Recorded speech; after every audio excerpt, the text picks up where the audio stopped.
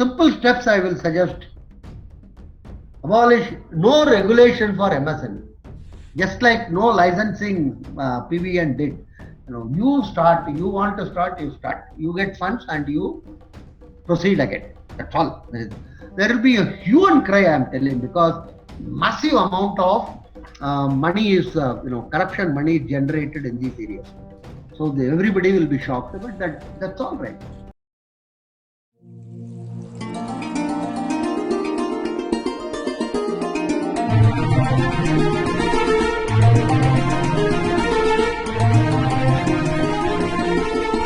Sir, I'll give you some reality numbers.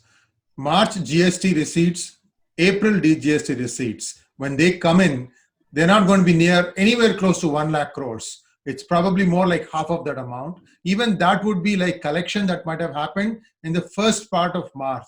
Because right now, you've shut down the entire engine and the entire ministry. So there is no money coming out of the GST revenues. Then the government needs to still keep on paying salaries, and not only the salaries of government people, banks, public sector undertakings. Where are they going to get the money from? Sir, funds are not a problem. You are talking like a IMF executive or something like a World Bank fellow. Funds are not a problem. First and foremost is this 3% so-called fiscal deficit. That 3% should be erased from our mind. Oh, you mean the deficit? Okay. Deficit, fiscal, it is WTO created, and you know that most of the European countries themselves don't follow it.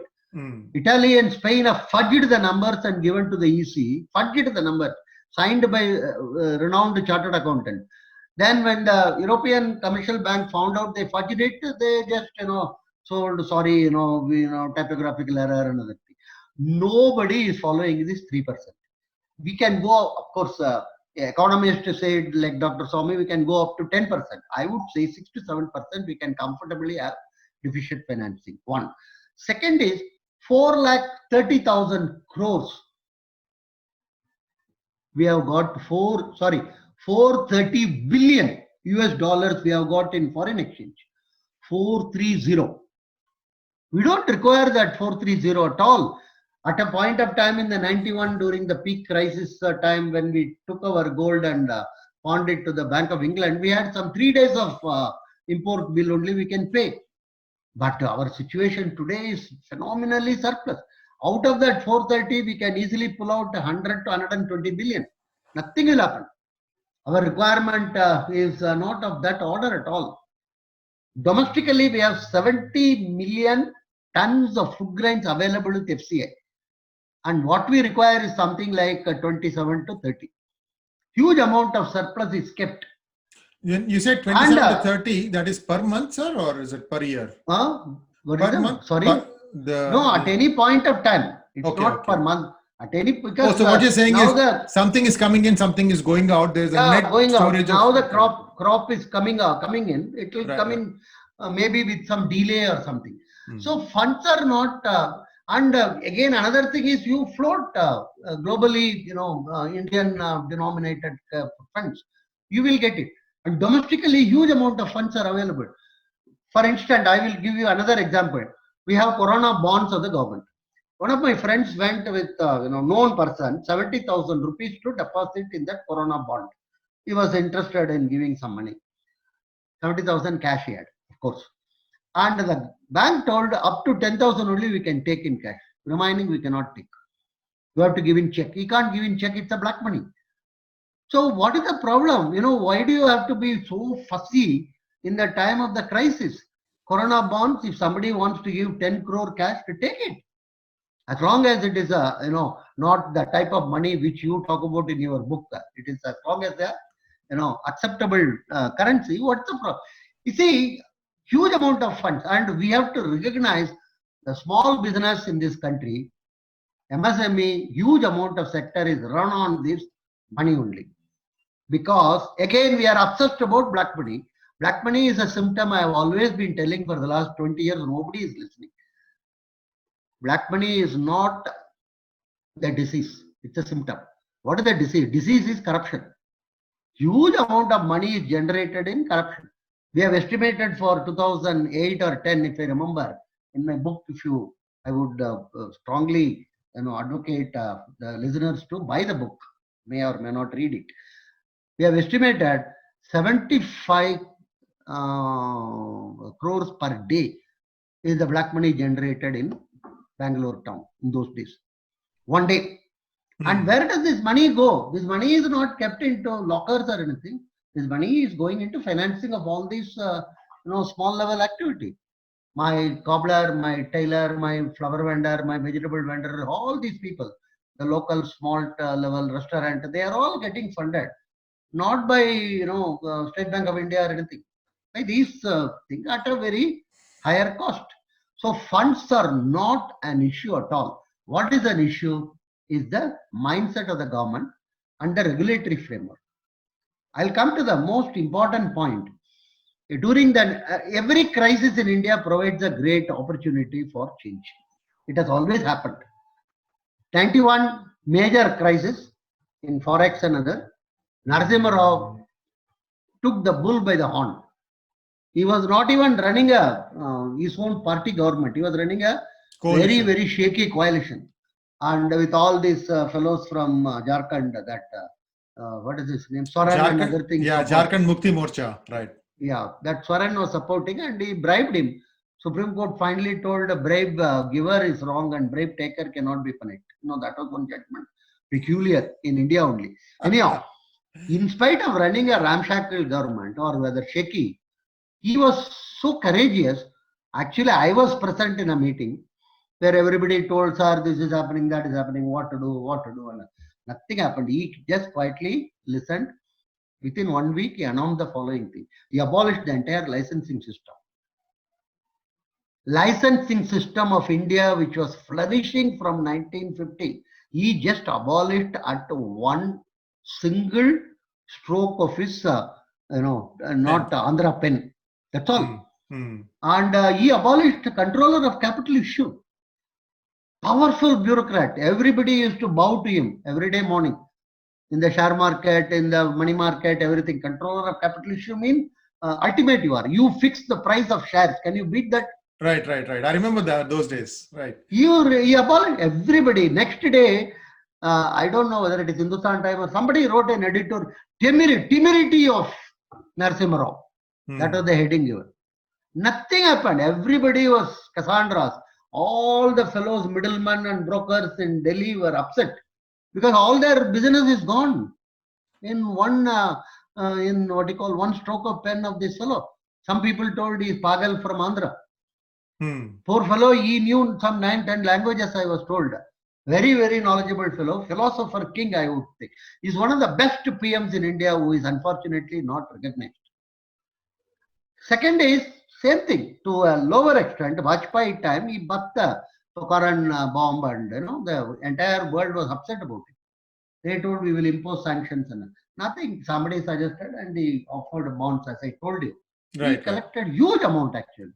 So what I am telling is, crisis is the best time for major surgery in India. It has always happened. After the crisis, we make huge amount of changes. I am very wondering, I am very thinking whether the current PM is going to take this opportunity to make a massive change in our structure of our economy as well as the relationship of government with society. Otherwise, he will go down in history as a PM who sorted out this coronavirus, but not as a PM who used this crisis situation. So what I would suggest is he should keep a picture of because Narasimha Rao doesn't have a mausoleum in Delhi. There is no cemetery, nothing for him, poor fellow. His body was not even allowed to be inside the AICC headquarters. You know that? Yes. Dead body, they wanted to take it in. Sonia told nothing to throw him out. So there is no mausoleum for him, but his photograph is available, I am sure. I think the current PM should keep it on his table and look at it very closely. The man with, he used to have this kache type of dhoti and a very sober man. But he could bring about, you go back in time and that evening, that next day morning newspaper you see, you won't believe the amount of change he has brought about in the industry, regulation, framework.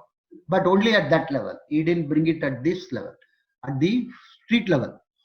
He brought it for the share market, he brought it for the banking sector, he brought it for the uh, insurance, all the sectors he brought it.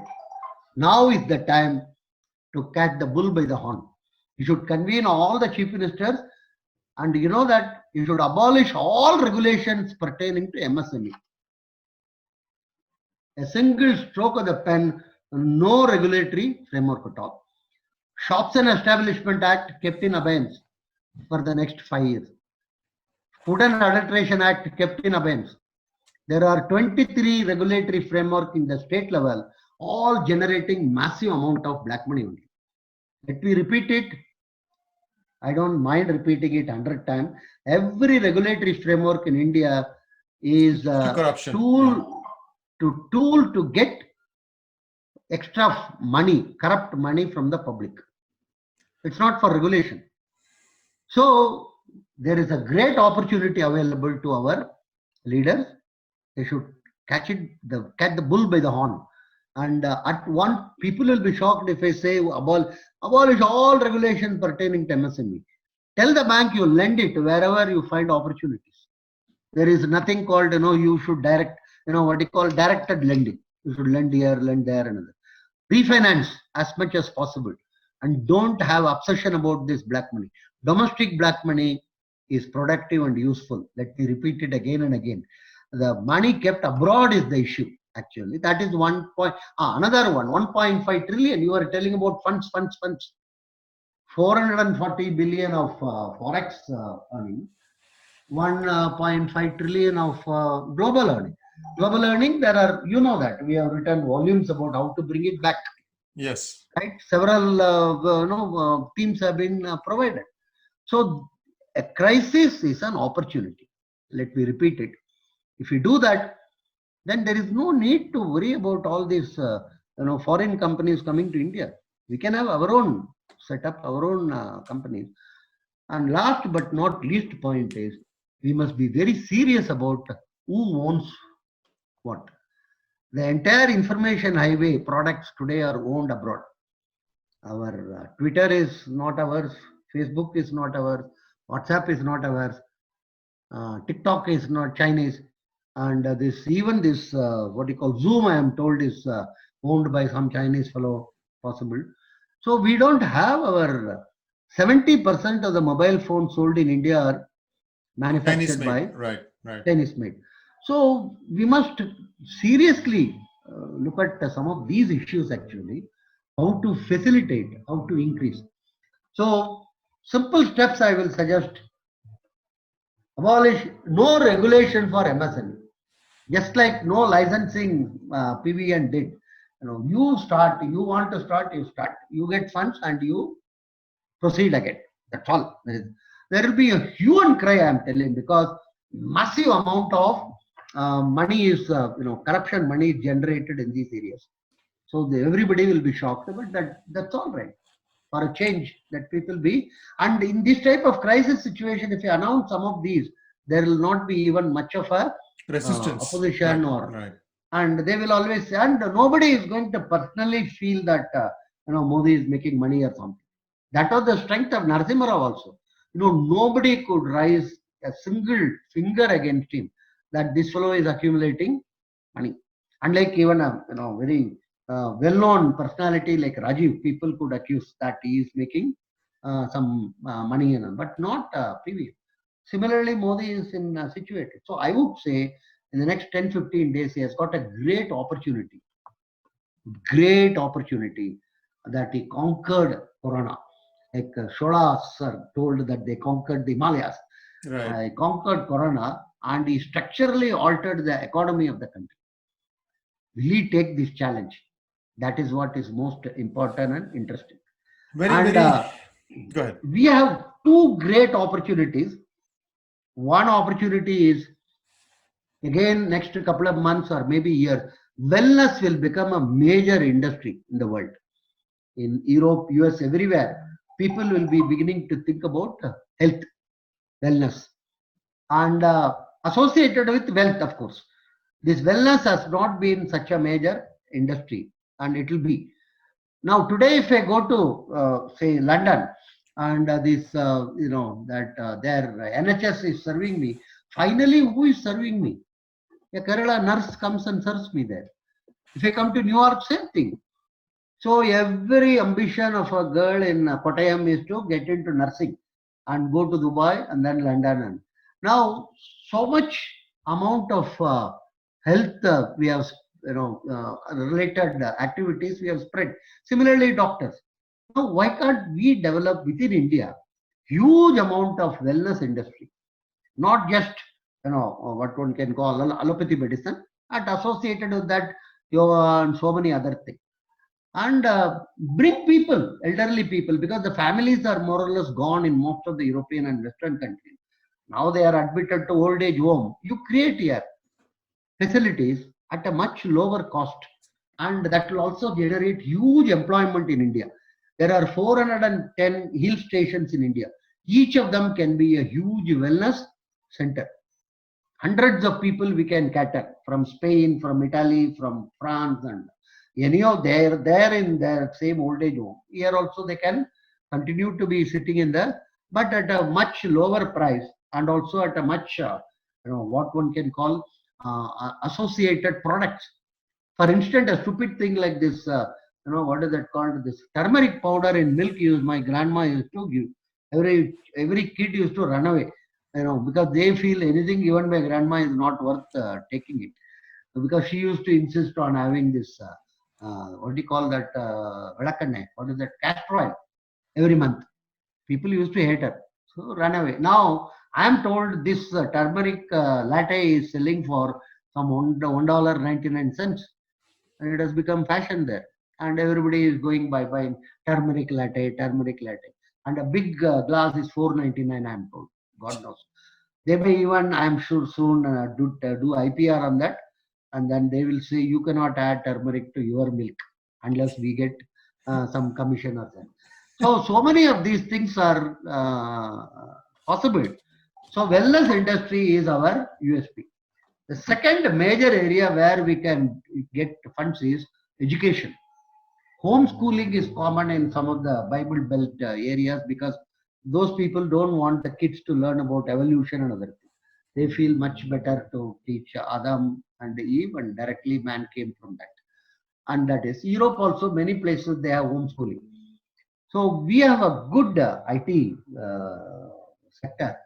So if a couple of them can combine together, we can create a fantastic, net-based education system in the world. Actually, we can teach law, because we have huge amount of manpower which can teach mathematics to the American kids, white kids who think two by two is 2 into 2 is 22. We have to tell them no, 2 into 2 is not 22. Sometime you may be thinking like that, but we can demonstrate to them another thing. So this is another thing. Distance education, we can become really the world-class leaders within India also, not only outside. And it will completely demolish 100-acre fellow starting a engineering college in India. The only criteria which he has got is 100 acres he has got. He declares himself as a chancellor of that university. And he goes around, he becomes MP in Tamil Nadu actually. So this is the whole education system can be altered. And one side issue of it, which I would like to mention, very important, is this reservation system will vanish. Yes. You cannot impose reservation in this net-based education. And all this appointment of vice chancellors, we can announce it's not recognized by government. Actually, there used to be one SSV in Hyderabad. You might have heard about it. He started the certified financial analyst. He was a Dirgadarshi, I would say. He's no more, poor fellow. He was a chartered accountant, cost accountant, and company secretary, all rank holders. He used to say, my this school which teaches the certified financial analyst is not recognized by any government. He used to put a board in his office, not recognized by state government nor by central government. He had the courage of, he says, business and industry will recognize what I am teaching. And the CFA people used to get absorbed by industry, who are just graduate, but he used to give only what you call certificate. He can't give even diploma. So the government will pounce on you. So there is a huge potential in terms of net-based education. So health and education are two of the major strength, growth major areas, employment generating great opportunity, because we are also good in computers. Already we are reasonably well known and good. Actually, globally we are reasonably known for our handling of this software and other things. We are not what one can. I remember I was coming from Taiwan once. I was at I think I went some airport lounge. I was waiting for a flight or something. I pay. One elderly lady came to me with her laptop and told her, "Sir, you are a software person. You are Indian?" Yeah, she asked. I told, "Yes, I am Indian." So can you, look at it? It's not, some problem. I asked her. She genuinely told, she thought that every Indian is a great computer versatile man. This is, this actually took place actually. Anyhow, point I want to stress is we have a reasonable name in the global scene regarding our capabilities in software related activities. We may not be very well known for hardware, but we are reasonably known. We should leverage on it. Bring the elderly, bring the oldies to India. In the 70s, the hippies used to come here and smoke marijuana in Goa. Hare Krishna, Hare Ram. And now they have grown up, so they can be brought back again to have good health. Good health, and because many of them don't have adequate amount of funds to meet the requirement, and many of the pension funds are really drying up, and they are, and you know that the pyramid is on the other side. More than 20% of the population is above 60. Yes. Lesser and lesser are younger people. More and more are elderly people, and all these elderly have to be taken care. We will do that. We will bring them here, and for instance, we will charge them in rupees, which will be fantastic for them actually, compared to what they are charged there and other things. And the same doctors, same nurses only. There is no, except the location. They'll feel at home in India. They'll feel at home in India. At home in India. We'll take care of them. And at the end of it, we don't even have to bury them. Now, even I am told in US also, many people are shifting to cremation. Yes, sir. That is true. That is true. Just burial or. So we have a huge opportunity in health and education. This is what we should leverage on. And massive change. All regulation pertaining to MSME is removed. Overnight, 9 p.m. announcement. Set MSME free. That's the jargon. Completely. Yes. 100%. Let them do whatever they want to do, and any amount of funds will be made available. Yes. Refinancing, regular financing, and other things. That is what my suggestion for post-corona Indian industry. Thank you very much. Thank you very much, sir. Very, very thought-provoking, very, very uplifting ideas, because this is, like you said, never let a crisis go waste. Thank you very much, Professor RV, for sharing your thoughts on this. Very uplifting, very positive, and we really will look forward to some of these changes. I think some of them are very intuitive that you've said, and I think that will strike a spark somewhere. So thank you very much, sir, and we'll be back with more such news. Thank you.